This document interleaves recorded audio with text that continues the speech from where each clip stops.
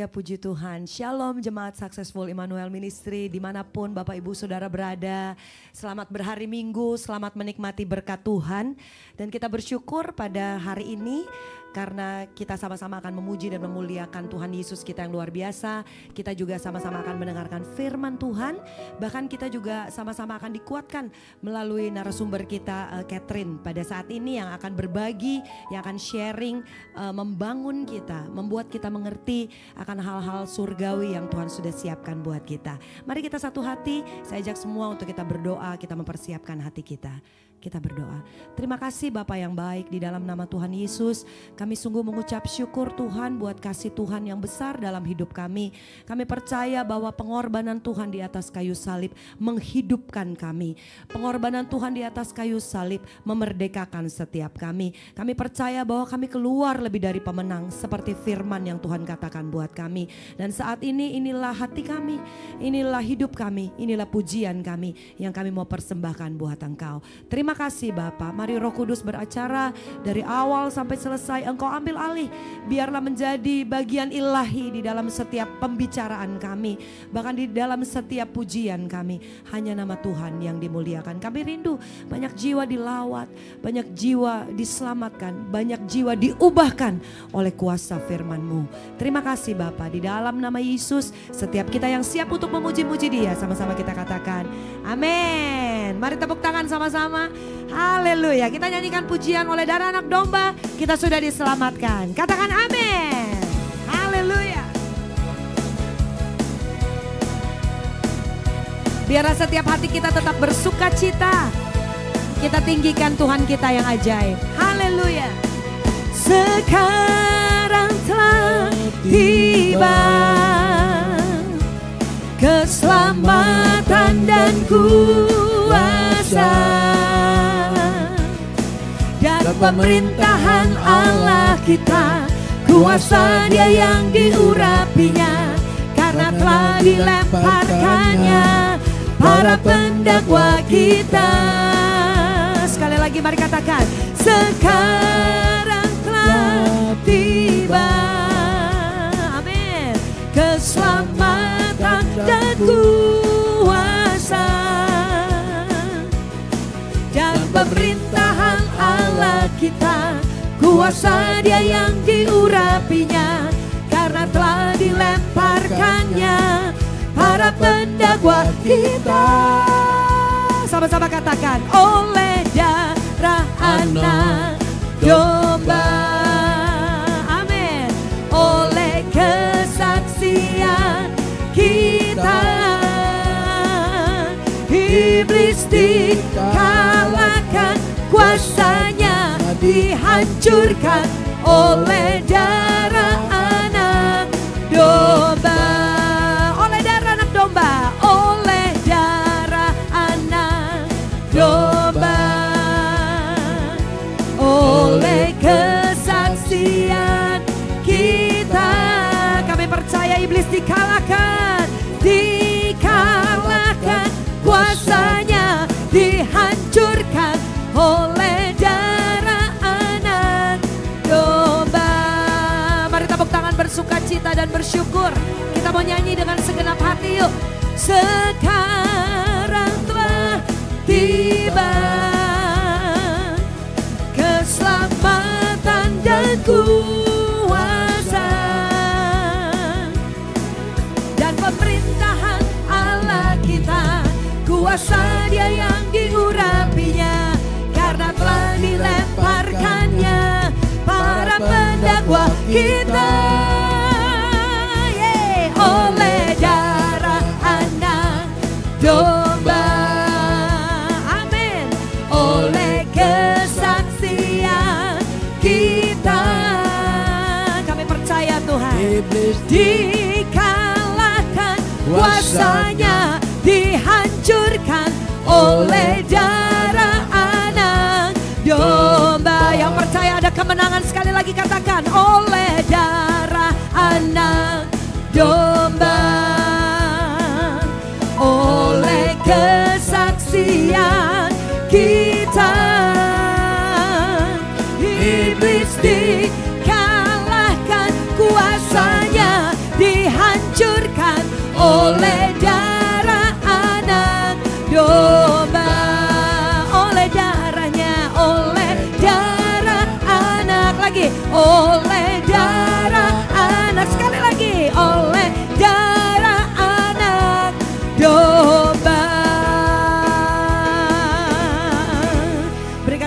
tangan buat Tuhan kita yang hebat, Tuhan kita yang ajaib, Tuhan kita yang luar biasa. Bapak Ibu Saudara, percayakah bahwa oleh kuasa darah anak domba Allah, bahkan oleh kuasa firman Tuhan, iblis sudah dikalahkan.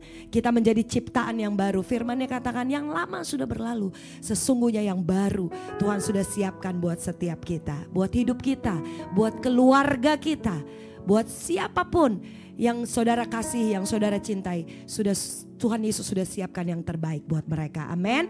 Haleluya, puji Tuhan. Baik, kita akan langsung masuk di dalam pembicaraan kita pada saat hari ini.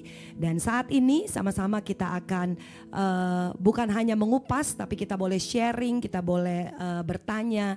Nanti juga ada jawaban dari Pendeta Andreas, dan nanti juga ada jawaban dari narasumber kita Catherine. Dan sama-sama kita mau siapkan setiap keberadaan kita. Dan sebelumnya kita akan mendengarkan firman, dan saya persilakan kepada hambanya Bapak Pendeta Andreas.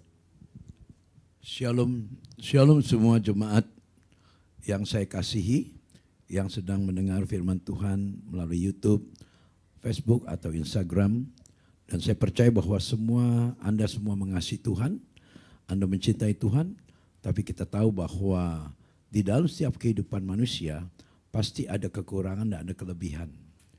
Dan manusia itu kadang-kadang tidak sadar bahwa mereka kadang-kadang ada di bawah kutuk. Kutuk keturunan, kutuk penyakit, dan kutuk segala macam hal kutuk yang ada dalam diri manusia. Oleh karena itu sebenarnya kita sebagai manusia, jelas Tuhan katakan aku sudah tebus segala kutuk itu di kayu salib. Tapi mengapa kutuk itu tetap ada dalam hidup setiap manusia? Ya. Itu yang perlu kita pelajari hari ini. Saya akan bacakan dari 1 Petrus 1 ayat 17, ayat 18 ya. Sebab kamu tahu bahwa kamu telah ditebus dari cara hidupmu yang sia-sia, yang kamu warisi dari nenek moyangmu itu bukan dengan barang yang fana, bukan pula dengan perak atau emas, melainkan dengan darah yang mahal, yaitu darah Yesus Kristus, sama seperti darah anak domba yang tak bercela, bernoda, dan tak bercacat. Amin. Nah, firman Tuhan jelas katakan bahwa semua kutuk sudah ditebus oleh Tuhan melalui kayu salib. Nah, darah anak domba itulah yang menebus dosa kita. Tapi yang menjadi pertanyaan kita, kenapa manusia itu masih ada di bawah kutuk? Itu yang akan kita bahas dengan narasumber kita sebentar. Tapi sebenarnya ada satu ayat mengatakan dalam kitab Ulang 28 ayat pertama, bila kita mendengar dan melakukan apa yang benar di mata Tuhan, maka segala kutuk itu tidak ada sebenarnya. Tapi di ayat 15 dikatakan apabila kamu, ya, nah ini kan jika engkau baik-baik mendengar suara Tuhan Allahmu dan melakukan dengan setia segala perintah yang aku sampaikan padamu pada hari ini, maka Tuhan Allahmu dan mengangkat engkau dari segala bangsa di bumi. Dia angkat berbeda. Orang lain kena kutuk, kita nggak kena kutuk. Tapi ayat 15 coba lihat. Ayat 15-nya. Tapi jika engkau tidak mendengar suara Tuhan Allahmu dan tidak melakukan dengan setia segala perintah dan ketetapannya, ini poinnya di sini. Yang aku sampaikan pada hari ini, maka segala kutuk ini akan datang kepadamu dan mencapai engkau. Kalau kita tidak dengarkan dan tidak melakukan. Oleh karena itu saya katakan bahwa saya sebagai hamba Tuhan, saya sangat takut untuk tidak melakukan. Maka setiap kali saya membacakan firman Tuhan, menyampaikan firman Tuhan di mimbar, selalu saya katakan saya paling takut ditanya oleh jemaat. Karena banyak kali orang yang ngawur, hanya pandai bicara. Nah ini yang perlu kita pelajari hari ini. Dari sini ada narasumber, Pastor Catherine, biar dia yang akan membahas kita dengan WL kita ya, silakan. Iya, puji Tuhan. Hai Catherine, aku manggilnya Catherine aja ya. Iya, supaya kita rileks. Jadi di sini tadi Pak Pendeta Andreas sudah menjabarkan tentang kutuk, dan juga Pendeta Andreas menjabarkan sesuai dengan firman Tuhan. Yang kita sama-sama mau bahas adalah tentang cycle breaker. Itu kalau sama-sama kita tahu ya, kalau kita googling itu kan istilahnya adalah seseorang atau keluarga dia yang berusaha untuk menghapus pola negatif atau hal-hal yang tidak sehat yang diwariskan dari generasi sebelumnya, kalau saya tidak salah ya. Menurut Catherine, apakah cycle breaker ini sesuai dengan seperti yang Pendeta Andreas katakan bahwa kutuk itu bisa dirubah, kutuk itu bisa diganti dengan berkat dalam kehidupan kita kalau kita mungkin melakukan apa yang benar di mata Tuhan. Mungkin Catherine bisa jelaskan sesungguhnya cycle breaker itu seperti apa? Cycle breaker itu adalah Indonesianya kan pemutus rantai gitu ya. pemutus Rantai dari segala sesuatu yang tadi yang tidak negatif dari turun temurun dari keluarganya mereka, baik itu dari segi habit karakter atau dari segi kesehatan atau dari segi mental, itu banyak gitu ya yang harus diputuskan karena di dalam generasi gitu ya. Misalnya sebagai anak muda, dia itu menemukan bahwa oh di dalam keluarga saya ada sesuatu yang tidak baik dan saya itu yang mau jadi pemutus rantai itu gitu loh. Jadi dia itu yang akan menjadi cycle breakernya gitu loh. Dan tentunya menjadi cycle breaker itu tidak mudah. Karena harus ada komitmen. Iya betul. Karena nggak gampang ya untuk jadi cycle breaker. Betul. Dia harus berbeda dengan orang-orang di sekitarnya. Betul. Itu sih menjadi intinya. berbeda ya, stand out sendiri gitu betul. kan. Dan itu kita semua tahu bahwa itu perlu keberanian ya gitu. Betul. Dan kita juga tahu kan Pendeta Andreas juga sering mengajarkan kita Tuhan tuh nggak pernah memberikan kita roh ketakutan gitu ya. Betul. Jadi kita harus merdeka dari ketakutan gitu. Dan untuk memutus mata rantai yang negatif itu sebenarnya dibutuhkan itu gitu ya. Nah yang mau ditanyakan juga untuk perilaku nih misalnya kayak keturunan, kayak dosa keturunan gitu atau perilaku yang tidak benar, misalkan orang tuanya melakukan hal-hal yang negatif dalam tanda kutip, melakukan hal-hal dosa, mungkin dosanya macam-macam ya, ada dosa perselingkuhan, ada dosa mungkin dosa apa ya, boleh disebut misalnya dulu ada suaminya mukulin istrinya gitu ya, terus tidak bijaksana gitu ya, terus ada juga dosa mungkin penyembahan berhala. Nah kalau seperti itu kira-kira pemutusan rantainya menurut Catherine bagaimana? Pemutusan rantainya tuh sebenarnya seperti yang tadi dalam 1 Petrus 1 ayat 18 bahwa hanya di dalam Tuhan itu semua bisa putus. Karena apa? Manusia tidak akan pernah mampu untuk memutus rantai itu karena itu turun temurun dari generasi sebelumnya, karena kita tahu bahwa rantai utama adalah dosa dari Adam dan Hawa. Jadi untuk manusia itu untuk berubah atau mengubah apa yang diturunkan oleh nenek moyang itu sangat tidak mudah, apalagi beribu-ribu generasi ya kan. Jadi itu tidak mungkin terjadi tanpa adanya Tuhan. Oleh sebab itu makanya kita tahu bahwa Yesus itu adalah juru selamat. Kalau juru itu berarti dia ahli dalam menyelamatkan. Tanpa adanya juru selamat yaitu Yesus pribadi dia sendiri, kita tidak mungkin bisa jadi cycle breaker. Dengan kemampuan kita tidak mungkin. Itu sangat tidak mungkin. Makanya tadi dalam 1 Petrus 1 ayat 18 tuh dikatakan bahwa ya oleh Yesus, oleh darah Yesus. Hanya oleh darah Yesus itu aja gitu kan. Jadi sesuai dengan pujian kita tadi ya bahwa hanya oleh dengan kuasa darah Yesus. Tapi kan banyak orang ya kayak misalnya apalagi mereka yang mungkin baru mengenal Tuhan Yesus lah ya. Pasti mereka tuh banyak pertanyaan gini, kenapa ya katanya Tuhan Yesus tuh Bapa yang baik yang mengasihi kita. Tapi kenapa kok dia tidak bisa melepaskan kutuk keturunan itu dari kehidupan saya. Itu banyak sekali orang nanya seperti itu gitu. Iya, justru permasalahannya di anak-anak Tuhan itu bahwa Tuhan sebenarnya sudah menyelesaikan pekerjaannya, bahwa oleh bilurku semua kutuk penyakit, semua kutuk apapun sudah diselesaikan di atas kayu salib. Tapi kenapa anak-anak Tuhan zaman sekarang, bukan zaman sekarang, yang dulu-dulu malah seperti masih di bawah kutuk tadi yang Pak Andreas bicarakan gitu. Karena mereka tidak mau melakukannya. Mereka tidak mampu untuk berubah. Karena saya ketemu gitu ya, ketika saya membagikan tentang cycle breaker, ada orang yang komentar gitu kan, Catherine, saya itu nggak mungkin ngubah situasi. Mau ngomong sama ibaratnya gini, anak muda gitu ya, orang tua saya udah ribet, saudara saya sudah ribet, om tante saya sudah ribet, saya mau mengubahnya gimana? Oleh sebab itu, yang tadi saya bilang membutuhkan Yesus di tengah-tengah itu.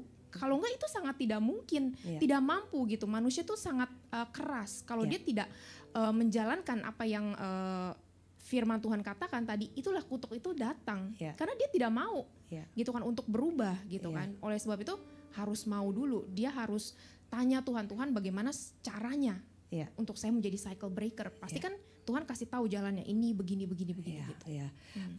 Ada lagi pertanyaan begini, ada yang anak-anaknya duluan bertobat dari orang tuanya, ya. Misalkan kita sebut orang tuanya masih belum Kristen lah ya, belum di dalam Tuhan Yesus, terus anak-anaknya udah duluan bertobat, itu. Apakah bisa gitu melalui kehidupan anak-anak mereka bisa dilepaskan dari keturunan yang memang upah dosa itu gitu loh? Yang anak mudanya. Yang anak mudanya, karena kan anak-anak muda gini, bapak gue yang begini, mami gue yang bikin begini, kenapa gue yang jadi begini gitu. Terus tapi kan sekarang kita bisa lihat bahwa anak-anak muda sedang dilawat Tuhan luar biasa ya. Jadi dari mereka juga walaupun orang tuanya mungkin belum mengenal Tuhan Yesus, tapi mereka udah duluan gitu masuk di dalam satu komunitas yang mengenal Tuhan Yesus gitu. Apakah mereka bisa memutuskan mata rantai itu? Jadi bukan dari orang tuanya, dari merekanya duluan. Yes, bisa banget. Karena kita harus tarik lagi dari perjanjian lama bahwa itu sebenarnya terjadi di bangsa Israel. 400 tahun, dia itu bangsa Israel itu sangat bebal.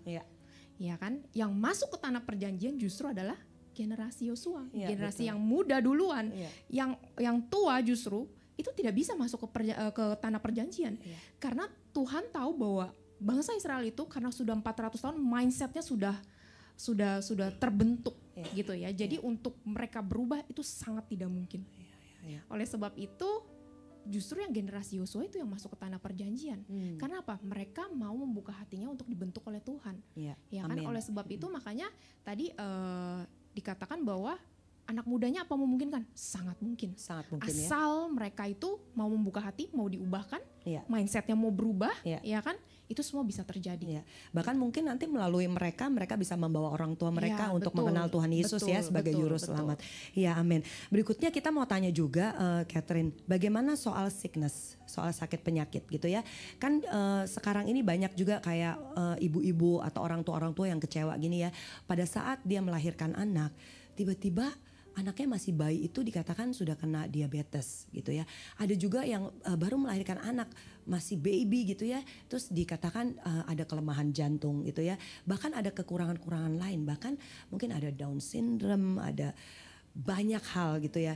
Itu menimbulkan pertanyaan, maksudnya gini, banyak juga yang ngatain lu sih masih hidup lu dalam begini dulu melakukan dosa. Itu seringkali orang ngomong gitu ke mereka ya gitu. Jadi kadang-kadang tuh banyak orang tuh yang kayaknya kecewa, Tuhan kok saya dikasih baby, dikasih anak, bukannya ini menjadi berkat, tapi kok kelihatannya bukan menjadi berkat gitu ya, dengan dia ada kena diabetes, lemah jantung atau Down syndrome gitu, atau autism untuk sekarang ini gitu ya.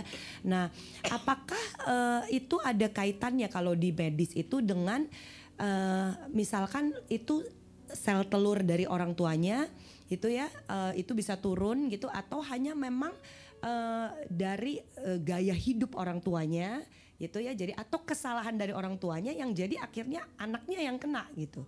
Misalnya contohnya diabetes ya, kayak misalnya kan banyak juga moms yang lagi pregnant, lagi hamil, dia makan gula gitu, makan cake, makan yang manis-manis gitu ya, dengan tidak bijaksana sehingga dia lupa bahwa dia sedang mengandung, itu sih. Jadi yang dipertanyakan adalah bagaimana menurut Catherine menanggapi ibu-ibu atau orang tua yang kecewa dengan hal ini? Ya, jadi memang betul, saya ada ketemu, jadi bayi itu lahir, diabetesnya itu udah 400. Udah 400. Dan itu orang tuanya shock, dokternya juga shock gitu. Jadi sama-sama kaget gitu kan, kenapa ini bayi baru lahir udah diabetesnya udah 400 gitu kan. Karena memang menurut penelitian saintis bahwa segala sesuatu yang buruk dari orang tuanya, karena kan itu gabungan antara sel telur dan sperma dari suami istri itu ya. Jadi yang tidak baik itu semua udah terdownload di dalam sel telur dan DNA. Itu yang tidak bisa dipungkiri, ya kan? Makanya tadi yang saya katakan bahwa juru selamat hanya dalam Yesus. Tanpa Yesus tidak bisa. Itu karena udah ibaratnya kalau orang tuanya disalahin apa mau? Nggak mungkin mau. Karena itu pun juga ibaratnya entah kalau misalnya tadi yang ibunya mungkin makan yang manis-manis, misalnya lagi, aduh saya kan lagi hamil nih mau ngidam mau makan manis-manis. Ya itu dia, bahwa kita harus hidup dalam roh. Kalau misalnya mengikuti kedagingan, hawa nafsu, pengen kita makan semua, ya Anda harus menerima resiko bahwa ketika anak Anda diabetes 400, ketika bayi Anda harus terima, gak usah kaget. Itu adalah suatu realita yang Anda harus terima karena ulah Anda. Atau misalnya memang ibunya dalam keadaan baik, misalnya oh ya saya udah makan baik begini-begini. Berarti itu dari apa?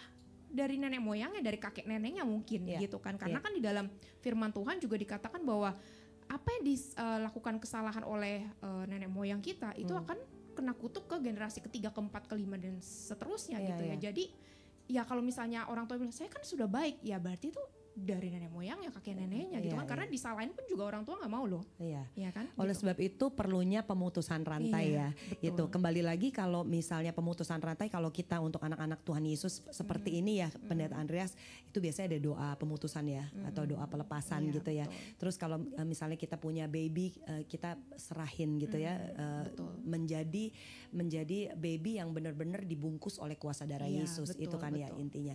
Terus juga ada pertanyaan nih Catherine, misalnya ya ada orang bilang gini, oh iya sakit tapi seizin Tuhan.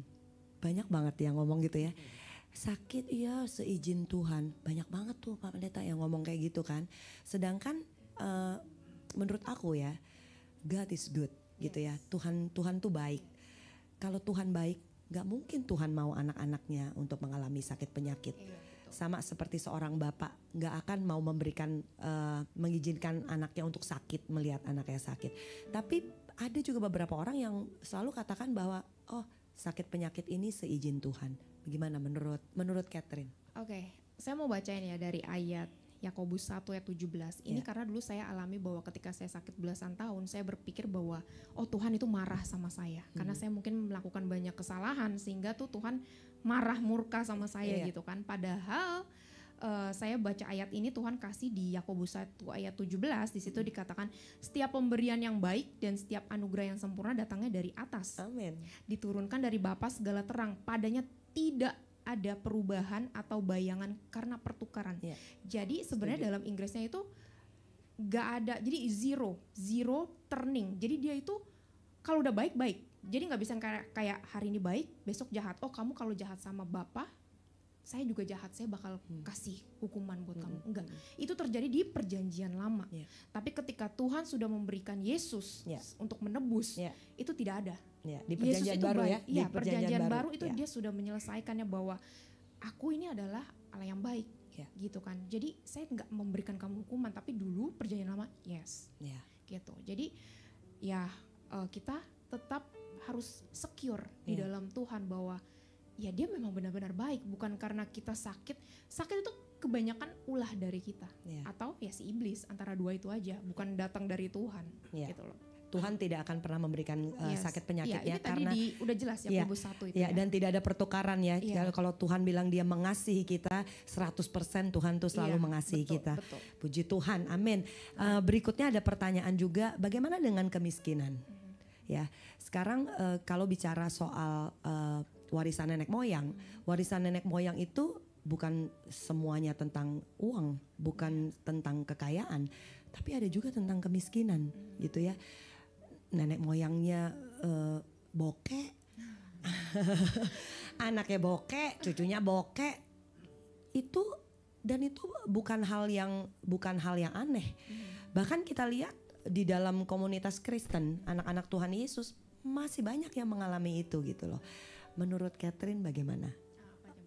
Untuk pemutusan rantai, apakah kemiskinan ini juga masih termasuk hal-hal yang masih bisa diputuskan?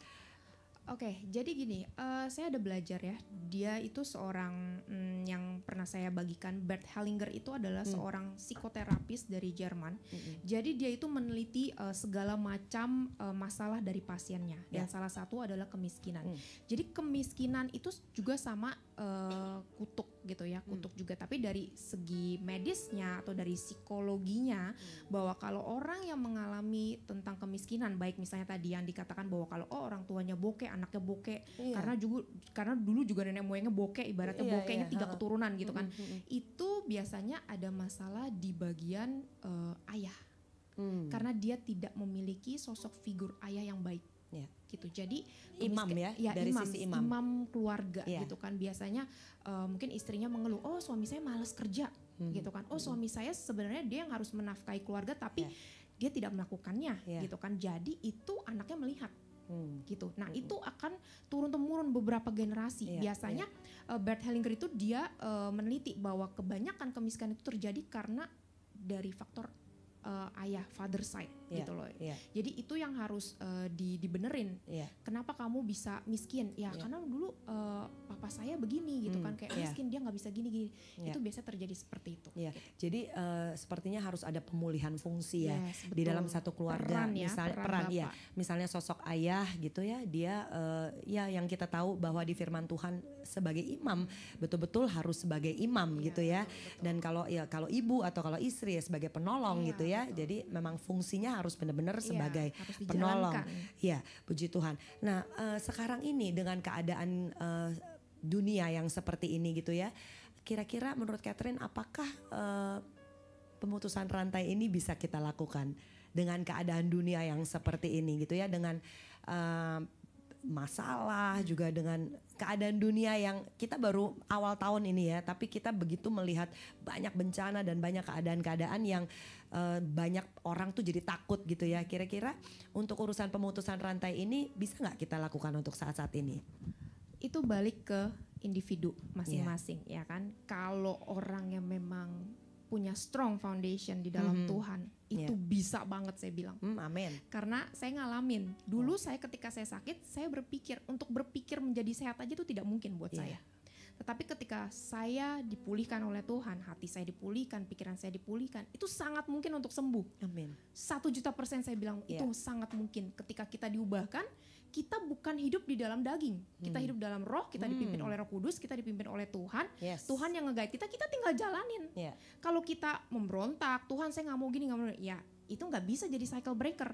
Kita jadi cycle breaker ketika kita tunduk di bawah otoritas Tuhan. Tuhan ngomong apa, kita lakukan. Amen. Itu kita hidup enak gitu, pasti sembuh gitu. Nggak bisa sembuh karena ya itu alot, bebal, tidak mau melakukan apa yang Tuhan katakan. Itu nggak bisa jadi cycle breaker. Dan habit juga ya. Gitu. Habit penting. Jadi pentingnya kita harus merubah habit. Itu juga sih. Kayak misalnya contoh ya, ada 2 keluarga. Satu keluarga nih kalau breakfast dia harus kopi ketemu sama yang manis. Dan mata rantainya semua kena diabetes kan gitu kan ya. Ada satu keluarga lagi yang ketemu kopi di breakfast tapi harus makan yang gurih-gurih, yang asin-asin gitu ya. Jadi satu keluarga kena darah tinggi kan gitu ya. Betul. Jadi kembali lagi mungkin kalau di medik ya badan kita tuh kayak mencerna sesuatu ataupun makanan minuman yang kebiasaannya kita makan dan kita minum kayak gitu kan ya. Jadi kayak misalnya satu keluarga dia biasa makan manis ya jadinya kena begitu gitu ya, ikut-ikutan gitu. Tapi sebenarnya badan kita ini kan pintar juga ya. Jadi kalau kita mulai merubah gaya sarapan kita, otomatis dia juga akan dia pintar kan, dia juga bisa merubah. Sebenarnya intinya itu. Jadi kalau dibilang enggak, udah diet, udah nggak makan manis-manis, udah, tapi gue diabetes tuh gue turunan, itu berarti itu kita nggak bisa ngomong gitu ya. Excuse aja. Sebenarnya nggak kayak gitu. Iya kan. Ada juga satu keluarga yang dia kalau makan apapun harus cabai rawit kecap asin. Jadi harus yang gurih-gurih, harus yang asin-asin. Satu keluarga kena darah tinggi kan kayak gitu. Enggak, ini gue juga karena keturunan gitu ya. Jadi itu yang harus kita patahin, bahwa sebenarnya kalau memang kita mengasihi Tuhan dan kita tahu bahwa hidup kita sudah ditebus oleh Tuhan Yesus yang menebus kita pasti akan berbeda gitu ya. Bukan lagi ada keturunan-keturunan yang tidak ilahi, keturunan-keturunan yang bikin kita sakit, tetapi kita adalah DNA-nya Kristus, di mana Tuhan Yesus sudah mati buat kita dan Tuhan Yesus memberikan kita kehidupan gitu ya. Intisarinya adalah bahwa kita tidak boleh menyia-nyiakan keselamatan yang Tuhan sudah kasih dalam kehidupan kita. Dan hidup di dalam roh. Dan hidup harus di dalam roh, betul sekali. Betul. Karena memang waktu kalau kita baca firman ya, di perjanjian lama kan Tuhan bilang bahwa memang dia Tuhan Yesus tuh Tuhan Allah yang Immanuel. Dia menyertai kehidupan kita. Tapi kalau kita kupas lagi di perjanjian baru, dia bilang bahwa Tuhan tuh ada di dalam kita loh. God is in us. Ada Roh Kudus di dalam hati kita. Oleh sebab itu Bapak Ibu Saudara, kalau ada Roh Kudus dalam hatimu dan dalam hatiku, jangan pernah mendukakan Roh Kudus. Termasuk dengan apa yang menjadi kebiasaan dan habit kita yang bisa merubah tubuh jasmani kita yang adalah bait Roh Kudus ini menjadi sakit. Jadi kita harus bijaksana untuk menjaga dan memeliharanya. Kalau boleh puasa, Pendeta Andreas tuh sering ngajarin ya, kita harus mulai puasa atau melakukan hal-hal yang memang benar untuk sehat, benar menurut firman Tuhan. Itu ditutup konklusinya, kesimpulannya saya kembalikan lagi kepada Pendeta Andreas. Nah, ini cerita tentang kutuk ini betul-betul kena banget dengan kehidupan kami sekeluarga. Ya. Ya, saya memutuskan rantai itu, kemiskinan itu, karena saya lebih dulu yang bertobat. Ya. Jadi bukan orang tua dulu, karena orang tua itu masih agama lama. Dan itu betul yang saya memutuskan, mata rantai itu, kemiskinan itu dari saya. Karena kami semua sekeluarga diusir gara-gara kami percaya Yesus. Dan papi mami saya bagaimana bisa bertobat kalau andai kata tidak ada perubahan. Justru itulah mata rantai itu saya patahkan, saya kutuknya saya patahkan, dan saya naik. Begitu papa mama saya bilang, papi mami harus percaya pada Yesus, kita akan naik. Dan kita tidak akan turun lagi, dan kita akan terus bisa bebas dari kemiskinan. Kan saya pernah bilang bahwa saya dulu pernah makan telur asin di belah 6. Nah itu dalam keadaan setelah diusir dari sebuah kelenteng. Dan itulah mata kutuk kita putus. Dan sejak itu kami semua mulai naik. Nah tentang kemiskinan. Dan papa mama yang bertobat kan tadi ada pertanyaan, bisa nggak orang tua belum bertobat, anak dulu bertobat. Nah ini ceritanya sama banget. Dan akhirnya kalau kita diam di kelenteng waktu itu, mungkin kita itu akan terus miskin. Nggak akan bisa kaya lagi dan nggak mungkin kita bisa bangkit. Nah justru disitulah saya bertobat, saya tinggalkan semua duniawi dan saya mendapatkan berkat dari Tuhan. Dan saya bilang buktikan, papa mama tidak akan bertobat kalau kita tidak berhasil. Betul? Karena nggak ada contoh, nggak ada bukti. Nah disitulah Tuhan memberkati saya bilang Tuhan. Nah akhirnya saya melihat bahwa begitu banyak hal-hal yang salah dalam kehidupan masa lalu. Seperti papa menyembah yang salah, terus main opo-opo, main dukun, dan segala macam gitu. Nah akhirnya putuskan semua itu, jangan main lagi. Dan akhirnya papi mami percaya, dan karena adik-adik saya dipakai Tuhan untuk sakit terus. Dan saya bisa tahu, mami akan pergi ke satu tempat penyembahan di daerah Jawa Tengah, dan dia belum bilang, saya udah tahu. Karena Tuhan kasih tahu bahwa dia akan berangkat. Papi saya nggak percaya, tapi Tuhan bilang kasih bawa itu surat kabar, kasih lihat papi. Ternyata di situ ada ulang tahun dari sebuah kepercayaan, dan akhirnya saya bilang, papi sendiri nggak percaya bahwa mami bohongin papi. Dia bilang dia ke Bogor, ternyata nggak ada di Bogor, betul dia pergi ke tempat lain. Nah itu, nah kemiskinan itu kita patahkan melalui apa? Perbuatan. Nah kenapa selalu saya katakan bahwa ingat saudaraku yang di rumah, pernikahan itu harus kudus. Itulah sebabnya sebulan saya menikah, saya berhasil. Kenapa? Memang saya itu kudus. Karena kami nggak ngerti apa artinya pernikahan yang sebenarnya. Sampai ditanya sama mama, mertua, empe, ancek, encim, semua nanya. Saya bilang nggak ngerti. Tapi kadang waktu saat pasti bisa. Dan akhirnya betul-betul saya mengerti apa arti pernikahan. Karena waktu saat kita nikah kan dibilang, aku memberkati kau pernikahan yang kudus. Kau sudah tidak kudus, bahkan sudah punya deposit dulu. Nah itulah yang ditanya tadi sama kamu, bahwa kenapa manusia itu bisa miskin terus. Karena enggak tahu arti pernikahan yang sebenarnya. Nah karena banyak orang konseling dengan saya, hampir 90% semua sudah melakukan. Itu sebab mereka banyak masalah persoalan. Tapi puji Tuhan, Pak Andreas ini sebagai contoh teladan, sampai nikah sampai hari ini 44 tahun hampir tidak punya masalah. Karena Tuhan itu menggenapkan janjinya. Amin. Tepuk tangan dong buat Yesus. Amin. Puji Tuhan. Puji Tuhan. Silakan lanjut. Baik, jadi tadi banyak pertanyaan yang sudah dijawab. Dan kita bersyukur melalui Pendeta Andreas juga menjabarkan bahwa kita harus hidup di dalam kekudusan ya. Sebab kalau kita hidup di dalam kekudusan, maka firman Tuhan itu digenapi dalam hidup kita. Anak cucu kita diberkati ya Pendeta Andreas ya. Puji Tuhan. Haleluya. Sebelum kita mengakhiri, kita akan memberikan persembahan. Kita mau memberikan persembahan yang terbaik sebab kita tahu Tuhan mengasihi kita. Sebelumnya kita berdoa, mari Bapak Ibu Saudara semua dimanapun kita berada, kita mau berdoa, kita mau memberikan persembahan yang terbaik. Terima kasih Bapak, kami mengucap syukur buat kesempatan yang indah, kami boleh berbincang-bincang, kami boleh membahas hal-hal surgawi, hal-hal kebenaran yang akan mengubahkan kehidupan kami. Kami mengucap syukur Tuhan, terima kasih berkat-Mu atas Catherine, berkat-Mu juga atas Pendeta Andreas. Dan tiba saatnya kami mau memberikan persembahan kami, apakah itu persembahan syukur. Tuhan memberkati dengan luar biasa. Terima kasih, kami terus mengalami kebaikan Tuhan. Bahkan kami melihat selalu ada penyediaan Tuhan dalam kehidupan kami. Kami mengucap syukur, Engkau Allah yang baik. Kami siap memberi dengan sukacita dan ucapan syukur. Di dalam nama Tuhan Yesus, setiap kita yang siap memberi sama-sama katakan amin. Puji Tuhan. Kita beri yang terbaik. Hidupku menggenapi firman-Mu, tanda mujizat sertai tiap langkahku. Kau bersamaku di dalamku, jadi bukti kebesaran-Mu. Hidupku menggenapi firman-Mu,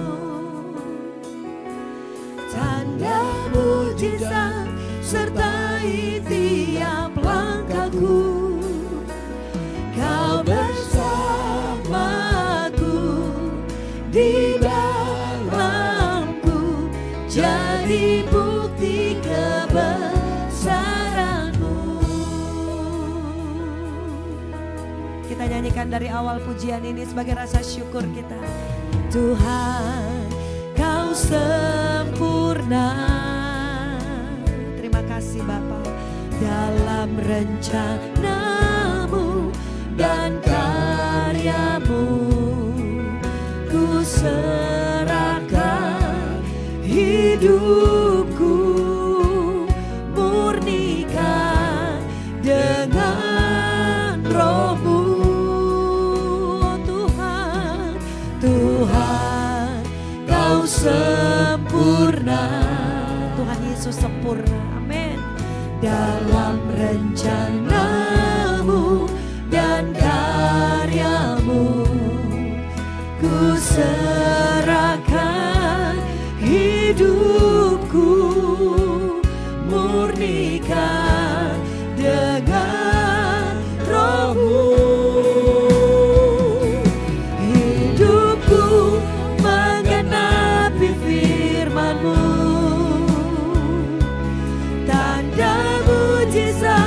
Sertai tiap langkahku, Kau bersamaku di dalamku, jadi bukti kebesaran-Mu. Sekali lagi katakan hidupku, hidupku menggenapi firman-Mu. Kami percaya keluarga kami dipulihkan, tanda mujizat sertai tiap langkahku. Kau bersamaku. Ada pemulihan setiap keluarga, ada pemulihan untuk komunitas, ada pemulihan untuk bangsa kami. Bukti kebesaran-Mu, jadi bukti kebesaran-Mu. Haleluya, jadi bukti kebesaran-Mu. Mari sembah Tuhan. Oh Rabba Shandaralaba. Haleluya, kami sembah Engkau, Raja Allah yang baik, Bapa yang mengasihi, Bapa yang menyelamatkan kami, Bapa yang membela hidup kami, Engkau yang mengangkat kami. Ora basyakara labayan alamayan alamayan alama.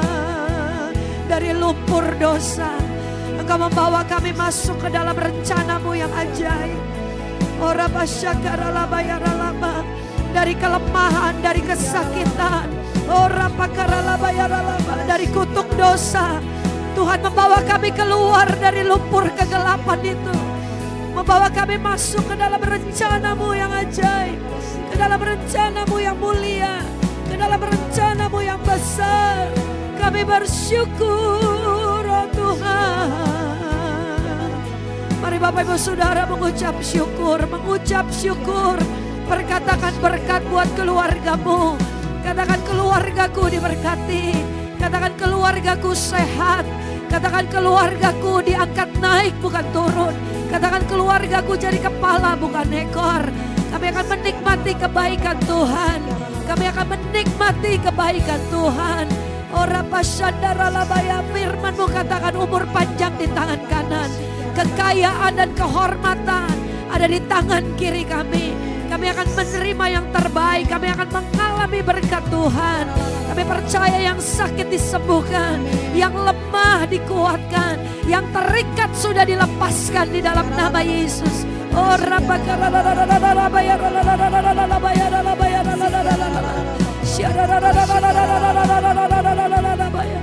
percaya kami jadi ciptaan yang baru. Kami semakin kuat. Firman-Mu katakan kami semakin segar. Kami semakin kuat. Oh, hidup kami diberkati untuk menjadi berkat. Kami menolak kemiskinan. Kami mengalami kekayaan. Kami mengalami kelimpahan untuk menjadi berkat bagi hormat kemuliaan nama-Mu. Terima kasih Bapa. Terima kasih Tuhan Yesus. Kami boleh selesai, tetapi kami percaya bahwa Roh Kudus tidak pernah selesai dalam hidup kami.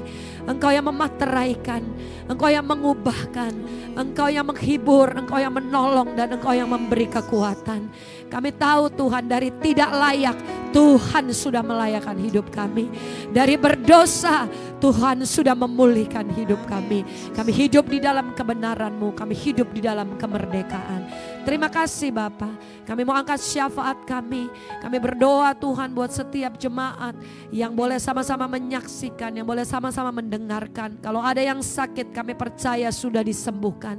Kalau ada yang lemah hari-hari ini, kami percaya kekuatan kami hanya datang daripada-Mu Tuhan. Firman-Mu katakan bahwa kasih setia Tuhan selalu baru setiap pagi. Kami terima kekuatan baru setiap pagi. Terima kasih Bapa. Kami berdoa juga buat hamba-Mu. Kami berdoa buat Catherine bersama dengan keluarga. Kami berdoa buat Pendeta Andreas Melkisedek bersama dengan keluarga. Tuhan, pakai hamba-hamba-Mu ini Tuhan. Dimanapun mereka berada, nama Tuhan dipermuliakan. Ada jiwa-jiwa yang dimenangkan, ada jiwa-jiwa yang dilawat bagi hormat kemuliaan nama-Mu. Kami angkat tangan kami juga, kami mau memperkatakan berkat buat bangsa kami. Biar Indonesia mengalami kebaikan Tuhan, Indonesia mengalami pemulihan. Kami percaya Tuhan, Indonesia diselamatkan bagi hormat kemuliaan nama-Mu. Terima kasih Bapa di surga, Engkau yang diagungkan, Engkau yang ditinggikan. Dan sebelum kami mengakhiri, kami rindu untuk menerima berkat melalui hamba-Mu.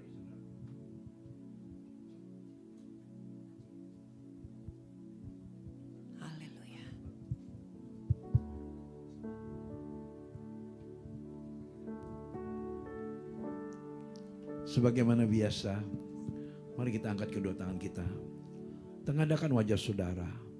Pandanglah Tuhan Yesus yang senantiasa mengasihi saudara dan saya. Diberkatilah saat kita tinggalkan ruangan ini. Diberkatilah keluar masukmu. Diberkati setiap pekerjaanmu. Dan diberkati setiap rumah tanggamu. Engkau dijanjikan kepala bukan ekor. Senantiasa naik bukan turun. Karena Tuhan sumber kasih itu yang senantiasa menyertai kita. Mulai pagi hari ini sampai Maranatha. Tuhan Yesus datang kali yang kedua untuk menjemput kita semuanya. Di awan-awan yang permai bahkan sampai selama-lamanya. Yang percaya diberkati Tuhan Yesus katakan amin.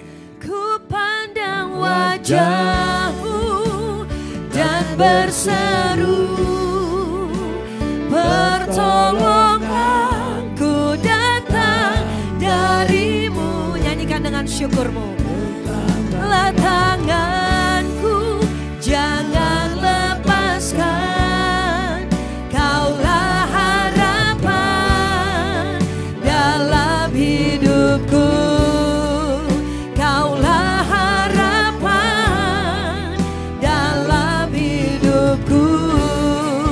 Kaulah harapan dalam hidupku.